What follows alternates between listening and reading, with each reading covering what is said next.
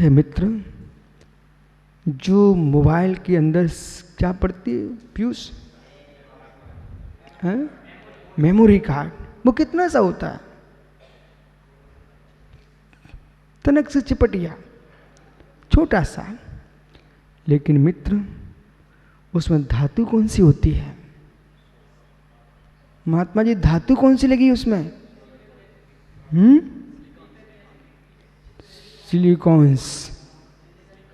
Silicon, वो धातु।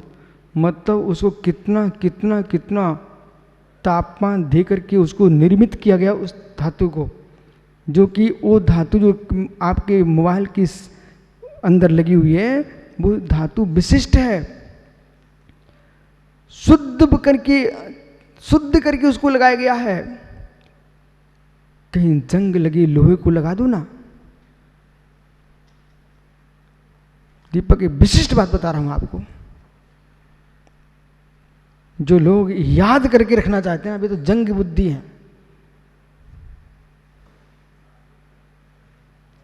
जो याद करके रखने में जंग लगाए अपनी बुद्धि पर। मित्र, आप अपने मस्तिष्क को इतना स्वच्छ रखिए। दर्पण किसी भी द्रव्य को अपने में रखता नहीं है, इसलिए सबको झलका देता है।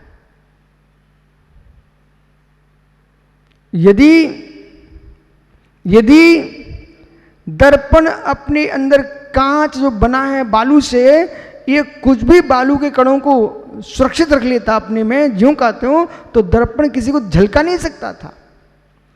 ऐसे जो लोग बोला एक दिन ऐसा आएगा जब ये आत्मा ग्रंथों से भी निर्ग्रंथ हो जाएगी।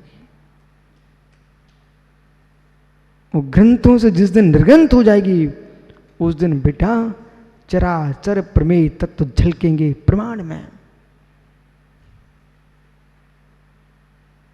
ऊंची बातें तो करो, मिलके करो, आज करो। ये विषय कहां बचता है? चिंता की जंग से सूंझियो, सारे जगत के प्रमेय तुम्हारे मस्तिष्क में टकराते रहेंगे। जो खुश होना नहीं जानता है 24 घंटे, सचिन भाई इस शक्कर से बोल देना, चेहरा लटका के बैठने का नहीं, खुश रहो। सीमित क्या मुंह लटका के बैठ जाते हो? खुश रहना सीखो। जितना आदमी प्रसन्न होगा, परंतु अंदर से प्रसन्नता चाहिए, बाहर की प्रसन्नता नहीं, अंदर गदगद भाव आना चाहिए। और जैसा जैसा गदगद, मालूम बेटा एक अंदर का विषय, जितने मुर्दाज हैं एक ज्ञानी बनने के लिए नहीं बने, खुश होने के लिए बने हैं। प्रसन्न होंगे, प्रसन्न रहेंगे। हंसना तो पाप है, प्रसन्न होना गदगद प्रासाद गुण है। जितना प्रसन्न होगा, बटुक बालक जब तक बच्चा जन्म नहीं लेता, कोई भी स्त्री के आंचल में दूध नहीं निकलता बेटा। वो बालक जन्म लेता ना, आंचल भर जाते, लबालब दूध टपकने लगता है बेटा। ऐसी भी मां हुई है। क्यों? ऐसा क्यों हुआ? मां पुत्र को देख करके गदगद होती है, उसके आंचल भर आते हैं। और जो मां बच्चे को जन्म देने के बाद भी कलुषित भाव रखती है, उसके दूध सूख जाता है, शरीर सूख जाता है। ऐसी ही साधुता का मार्ग जो है, बोला गदगद मार्ग है। और जैसे तुम गदगद होकर जियोगे, वैसे ज्ञान क्षम आएगा।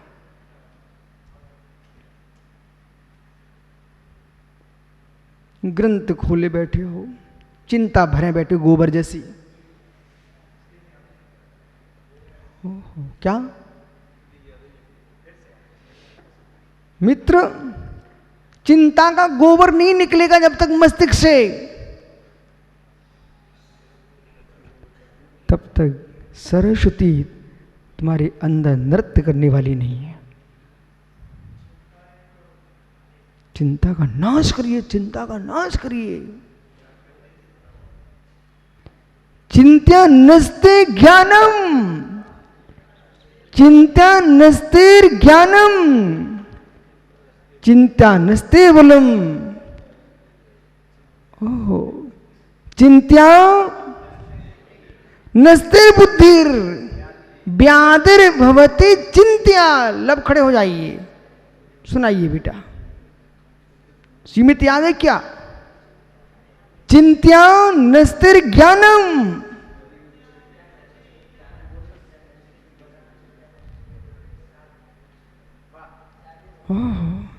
व्याधिर भवती चिंत्या। बालक कार्तिकेय, चाहे तुम बालक कार्तिकेय बन के जियो, चाहे मुनि कार्तिकेय बन के जियो, बेटा गद गद भाव रखने से ही चारित्र पलता है, और गदगद भाव रखने से ही ज्ञान छलकता है, और गदगद भाव रखने से ही सम्यक दर्शन प्रकट होता है। बिना गदगद भाव के कोई सम्यक दृष्टि हो ही नहीं सकता। जो भगवान को देखे मुंह बनाए पसेरी जैसा सम्यक दर्शन हो रहा उन्हें। हो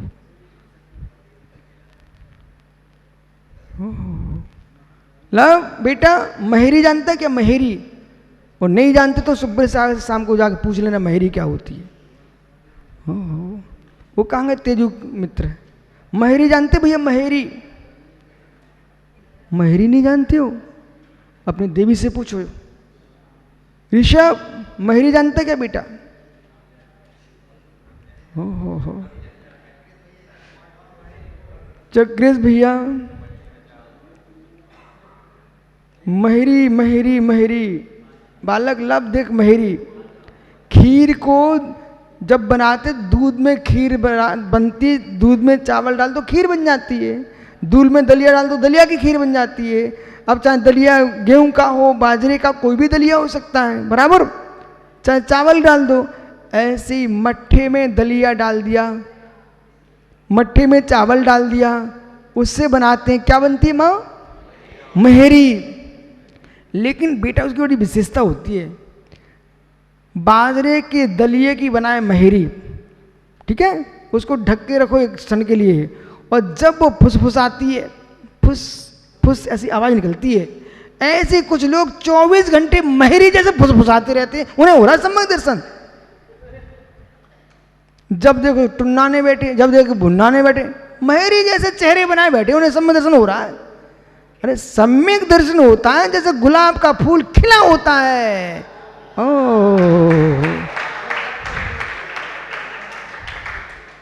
चिंता नस्ते ज्ञानम। बसा, बैठ जा बेटा। चिंता से ज्ञान का नाश होता है, चिंता से बुद्धि का विनाश होता है, चिंता से शरीर दुर्बल हो जाता है, चिंता से अनेक रोग हो जाते हैं। ऐसा योगेंद्र देव स्वामी ने ज्ञानांकुश ग्रंथ में लिखा हुआ है।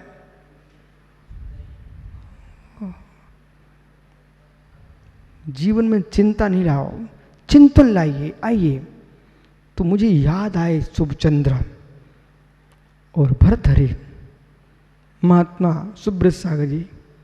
जगत के योगियों से कहो, ऐसा तो नहीं है कि पूरा जीवन की साधना एक तुमड़ी रस के सिद्धि में निकाल दिए।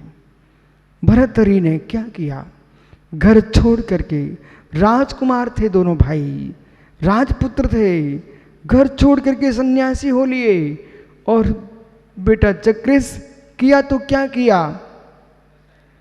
रसायन की सिद्धि में लग गए, रसायन की सिद्धि में। चेतन रसायन को भूल गए, चेतन रसायन को भूल गए, और एक तुमड़ी भर रसायन सिद्ध कर पाए। अपने शिष्य को भेज दिया तुमड़ी भर रसायन लेकर के शुभचंद्र के पास। बोले मेरे भैया निर्गंत मुनि है, कपड़े भी नहीं उनके पास, जाओ शिष्य ये तुमड़ी भर रसायन दे के आओ, उससे वो वस्त्र आदि पहन लें, अच्छे से रहें। देखो मैंने रसायन सिद्ध किया है। शुभचंद्र के पास पहुंच गए तुमड़ी लेके उनके चेले।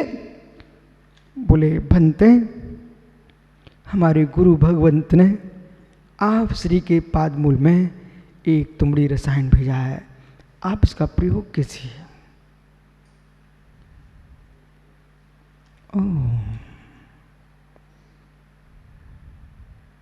सर्वा सिद्धिस तुमेव देवस कि मनुष्य परिग्रहण।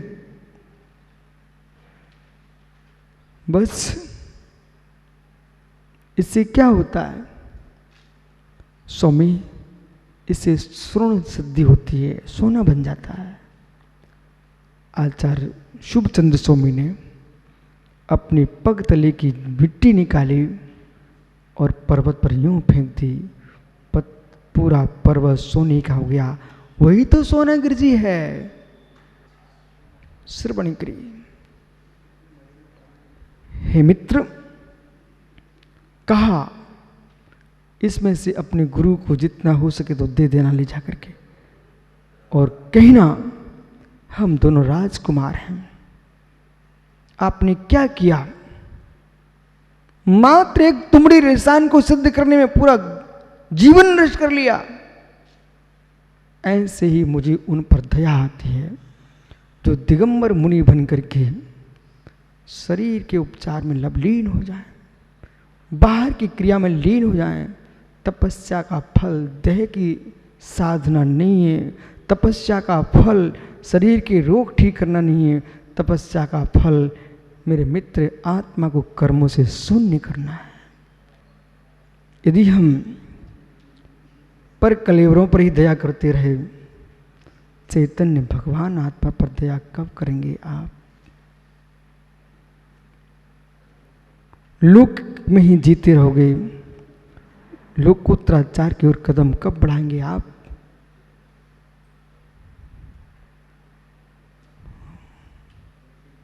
मक्खन का बहुत सुंदर स्वाद होता है। मक्खन, तेजू भैया, मक्खन का बहुत सुंदर स्वाद होता है, लेकिन अवश्य मक्खन को कब तक खाओगे मित्र? घी बनाने की कोशिश करोगे कि नहीं करोगे? मक्खन के बाद भी एक पर्याय बची है।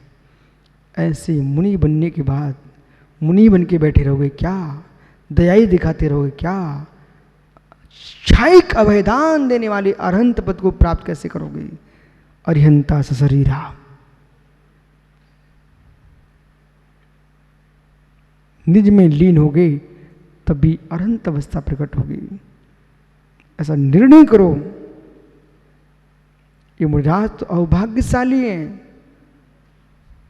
आचार्यों को तो फिर भी भाई संग की चिंता हो सकती है, इन्हें तो कोई की चिंता की आवश्यकता नहीं है। तुम तो चिंतन करो, चिंतन करो, पर सच्चा आचार्य कभी चिंता करते ही नहीं है। नहीं करेंगे चिंता, उपकार करो, अनुग्रह करो, निग्रह करो, अपन को भूल के नहीं। ये प्रगत तत्व है, कोई मेरा निज भाव नहीं है।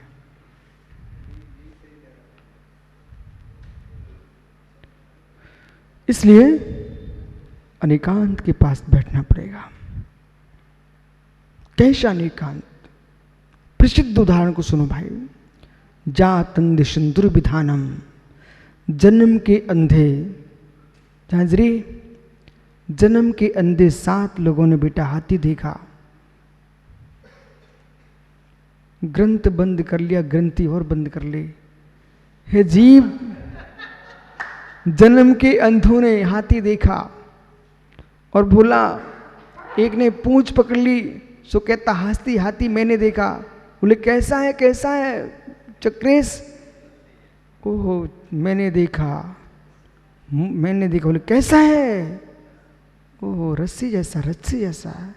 किसी ने पैर पकड़ लिया, हाथी मित्र स्तंभ जैसा। कान पकड़ लिया, हाथी सूपे जैसा। आँख पकड़ी, बोले हाथी धनिया जैसा। पेट पकड़ लिया, हाथी दीवाल जैसा। पीठ पकड़ ली, हाथी चबूतरे जैसा। ओहो सूंड पकड़ ली, हाथी मूसल जैसा। ये सब के सब चिल्ला रहे, 7 अंधे लड़ने लग गए। बोले मैंने देखा, मैंने देखा, मेरा हाथी सही है, मेरा हाथी सही है। ओहो हो, एक एक अंग को पकड़ करके सचिन में चिल्लाने लगे, मैंने हाथी को देखा। तब एक आंखों वाला विद्वान पहुंचा, हो सकता है कुछ पहुंच गया हो, बहुत पंडित लड़का है। कुछ ने कहा भाई क्यों लड़ रहे हो लव? बोले मैंने हाथी देखा। बोले क्यों लड़ रहे बटुक? बोले मैंने हाथी देखा। क्यों लड़ रहे कार्तिक? बोले मैंने हाथी देखा। क्यों लड़ रहा है सीमित? बोले मैंने हाथी देखा। पंकज पुत्र क्यों लड़ रहा है? बोले मैंने हाथी देखा। ऋषभ क्यों? बोले मैंने हाथी। गुन्नू क्यों? बोले मैंने हाथी देखा। ठीक ठीक, स्यात् अस्ति स्यात् अस्ति स्यात् अस्ति स्यात् अस्ति। बोलिए कैसा पागल आदमी है, सबको कह रहा है स्यात् अस्ति स्यात् अस्ति, तो कहते स्यात् नास्ति स्यात् नास्ति स्यात् नास्ति स्यात्। बोले ये क्या है? बोले इतनी तुम जान लेते तो लड़ते ना। हाथी स्यात् अस्ति, हाथी में नास्ति, अस्ति नास्ति अवाच्य धर्म भी है, अस्ति अवाच्य भी है, नास्ति अवाच्य है, अस्ति नास्ति अवाच्य भी है हाथी के अंदर। मित्र मत लड़ो मत लड़ो। जात अंधेर संदुर विधानम, जन्म के अंधे सातों ने हाथी देखा, बस हाथी देख लो जाओ। हाथी देखा, कुछ ने कहा मित्र ऐसा करो तुम पूरी जगह स्पर्श करो, जिन्होंने जो जो देखा था, जो नहीं देख पाए थे उन सब का स्पर्श करा दिया। बोले देखा हाथी मात्र स्तंभ नहीं है, हाथी मात्र रस्सी नहीं है, ऐसे क्रम से उनको बता दिया। इन सबको मिला दो उसका नाम हाथी है। ऐसे ही एक नए अनेकांत नहीं है, अनेक सम्यक नयों को मिला दो उसका नाम अनेकांत है। उस अनेकांत को कहने के लिए स्यात् बात चाहिए, शेष आगे विचार करेंगे। कल फिर आओगे मित्र पर्य हरि, तो पुनः इस अनेकांत स्यात् बात को अपन चर्चा करेंगे। आत्म स्वभावम परिभाव भिन्नम, आत्मा स्वभावम परिभाव, आत्मा का स्वभाव परवा सत्य महावीर स्वामी की।